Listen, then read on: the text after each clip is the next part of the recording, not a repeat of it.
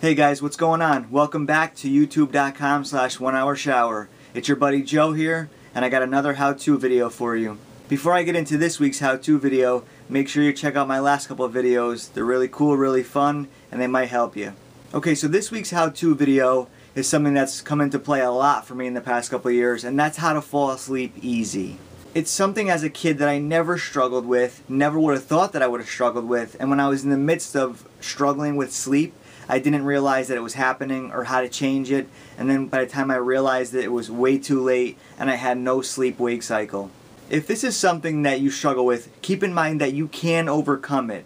Don't let the thought in your head that you can't get to sleep easy rule your head and think, oh, it's already too late, I can't get to sleep. No, you can get to sleep. The first thing you want to do is eat before you go to bed. So eat maybe an hour or two prior to going to bed. The two reasons I wouldn't eat before I go to bed, number one is because it makes it more challenging to go to bed, especially if the food doesn't rest well with your body. God forbid it's something you don't eat a lot. And secondly, eating food will cause you to have really vivid dreams. Give it an hour or two, or maybe even 3. So if you intend on going to bed at 9, stop eating at 7, or even 6, or even 5 if you're really that good, or have a little tiny snack or a drink before you go to bed.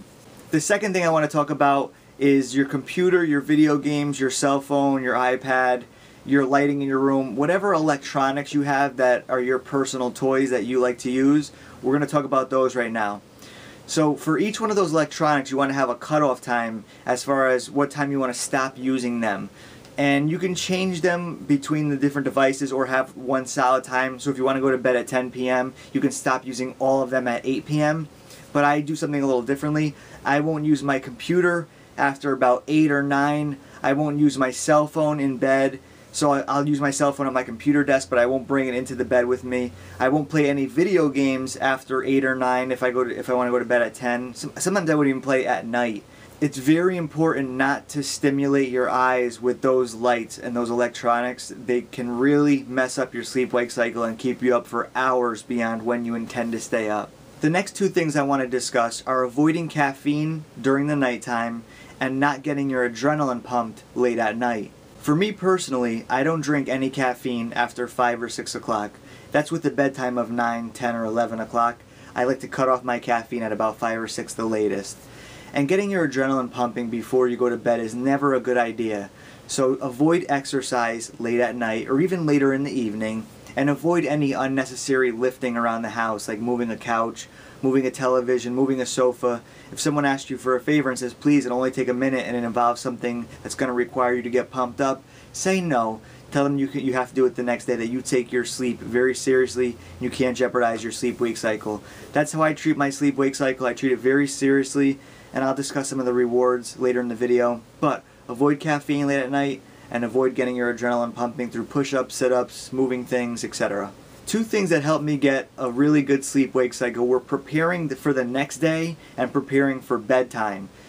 For preparing for the next day, I would always take my boxers, my socks, and my clothes and press them or lay them out the night before with the shoes in a corner somewhere, making them look really pretty. Knowing that that's there gives you kind of a sense of calm for the approach of the next morning, and also preparing for bedtime.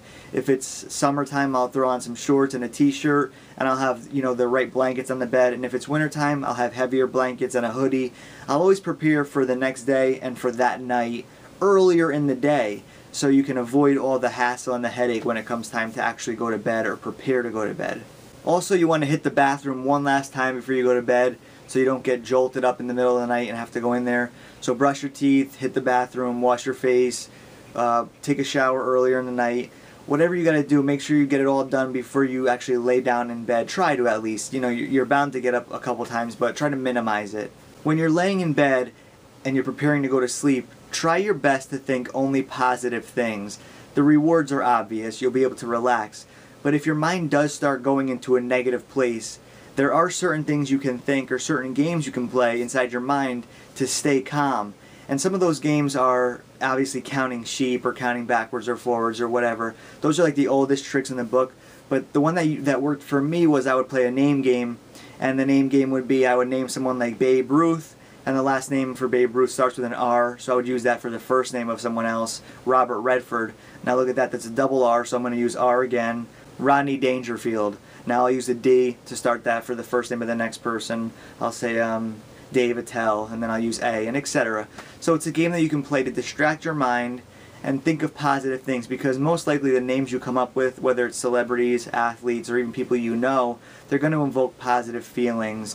The people I named just now in my example, if I was to be in bed and think of those people, I'd probably start laughing because they're either funny people or very creative people. So it would distract me, and that's really what it comes down to when you're laying in bed late at night, is distracting yourself enough to go to sleep. Now what you want to do is set 2 alarms next to your bed. So if you have any old cell phones that you haven't thrown away, charge them up, put them out there, and set an alarm on that phone, and also set an alarm on your alarm clock. Both for around the same time, maybe 5 minutes apart.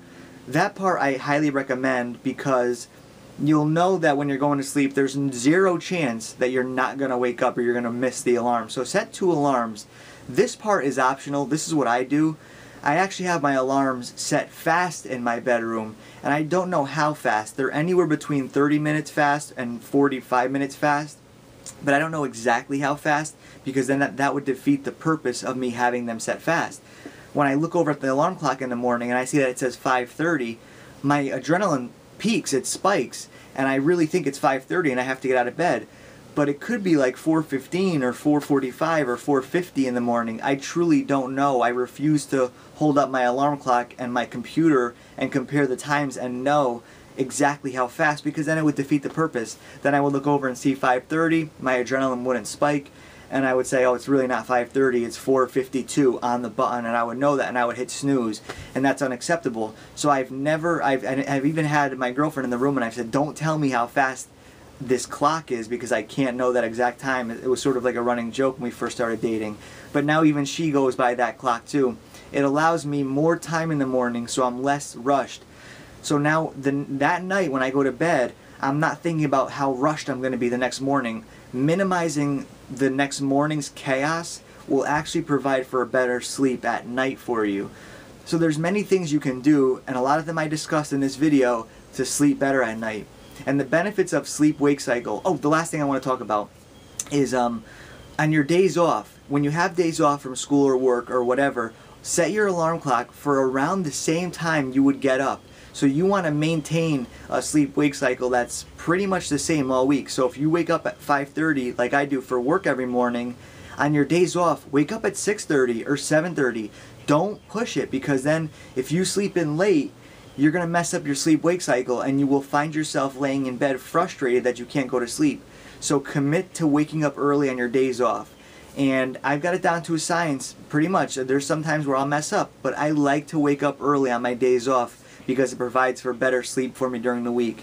And I don't take naps, and if I do, I minimize them to 15 or 20 minutes. I try to keep the same sleep-wake cycle, and I have a pretty good one going. Every night I go to bed around 10, 11, or 12, which is really good. I'll never find myself frustrated that I can't go to bed at 1. And I'll wake up on my work days at 5:30, on my days off at 6:30, 7:30, 8:30, the latest. But I will always set an alarm on my days off. Those play a huge factor in your days on. Thanks a lot for watching this video, guys. I hope it all makes sense. Please send me messages. I'm dying to know what you guys are thinking. And if you have any questions about silly things or major things in your life that I can help you with, please send them to me. Thanks a lot for all the support and watching these videos. I see 158 subscribers, and I thank the heavens up above. You guys are the best. So make sure you subscribe, comment, and rate. Thanks a lot for watching. YouTube.com/1hourshower. Your friend Joe on the coolest channel on YouTube. Peace outie.